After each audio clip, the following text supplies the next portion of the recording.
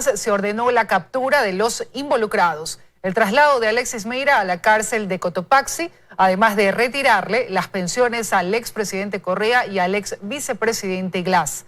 Empezamos con este tema 24 horas.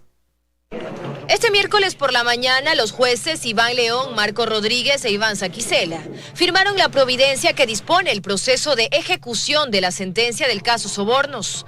Los magistrados miembros del tribunal de origen dispusieron que se oficie ya al comandante general y al jefe de la policía judicial la inmediata localización y captura de 18 de los sentenciados, debiendo tales autoridades informar a este tribunal para proceder a emitir las boletas de encarcelación, dice la providencia. La Corte Nacional de Justicia ha actuado en derecho. Simplemente hemos actuado en derecho y es justicia. También se ordena oficiar al Consejo Nacional Electoral sobre la pérdida de los derechos de participación de todos los condenados.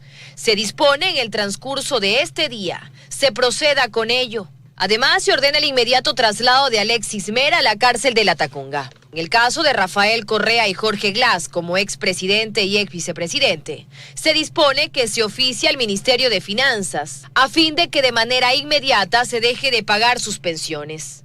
En el caso de Viviana Bonilla, quien sigue siendo asambleísta, se dispone se oficia a la Asamblea Nacional para que se tome decisiones sobre su condición. Sobre la reparación económica, se ordena que el monto de $14.745.000 sea cancelado de forma proporcional. Los autores directos deberán pagar $778.000 cada uno y los cómplices $368.000. Se ha dispuesto que la Procuraduría General del Estado, que es la víctima en representación del Estado, en un plazo de 24 horas llegue a consignar el número de cuenta del Estado en donde debe hacerse el depósito del dinero. Si no lo hicieren, empieza un proceso de ejecución en ese sentido que fundamentalmente tiene que ver con el comiso de bienes. El pago deberá realizarse a más tardar 30 días después de que se ejecutaría el proceso, dice el tribunal. También recalcan el cumplimiento de la reparación simbólica, las disculpas públicas en la Plaza de la Independencia, la placa en el Palacio de Carondelet y las 300 horas de clases de ética.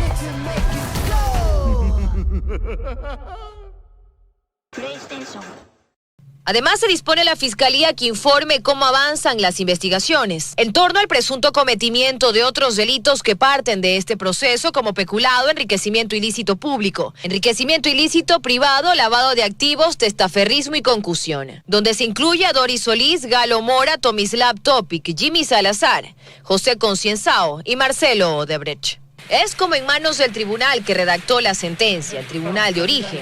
La misma queda finalmente ejecutada. Con esto se concretará el traslado a prisión de los pocos sentenciados que aún están en el país y la muerte política de los condenados, incluido el expresidente Rafael Correa, quien no solo no podrá ser candidato en las próximas elecciones, sino que, según esta sentencia firme, jamás. Dayana Monroy, 24 horas.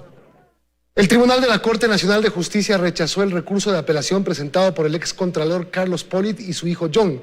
Con ello se ratifica la sentencia de 6 años por concusión, un hecho relacionado con pagos de la empresa brasileña Odebrecht.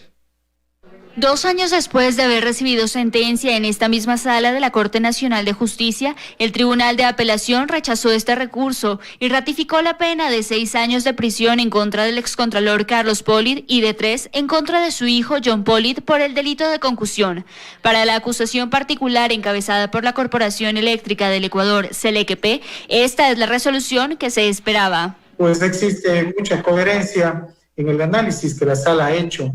Existen los suficientes elementos tanto testimoniales como documentales. Tras 2 días de audiencia, el tribunal manifestó que se logró comprobar de forma fáctica y jurídica que Carlos Polit exigió 6 millones a la empresa brasileña Odebrecht para desvanecer glosas que existían en su contra con respecto a la hidroeléctrica San Francisco, 4.1 millones de dólares más para emitir informes favorables en otros proyectos, como el poliducto Pascuales Cuenca, refinería del Pacífico, acueducto La Esperanza, entre otros.